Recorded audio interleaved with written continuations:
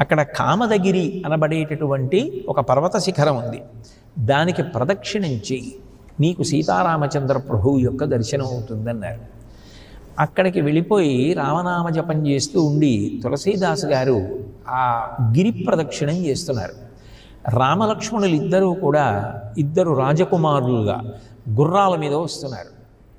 ఈయన ప్రతిరోజు చందనాదులు పుష్పాలు అన్నీ సిద్ధంగా పెట్టుకునేవారు. రామలక్ష్మణులు వస్తారేమో, సీతారాములు వస్తారేమో వాళ్ళకి ఇద్దామని. కానీ వాళ్ళిద్దరూ గుర్రాల మీద వస్తూ ఉంటే చూశారు, కానీ వాళ్ళు రామలక్ష్మణులని గుర్తించలేదు. ఎవరో రాజకుమారులని వదిలేశారు, వెళ్ళిపోయాయి గుర్రాలు. ఈయన కుటీరానికి వచ్చేశారు. హనుమ వచ్చారు. రామలక్ష్మణులు వచ్చారు, సేవించావా అని అడిగారు. రామలక్ష్మణులు ఎక్కడొచ్చారు అని అడిగారు.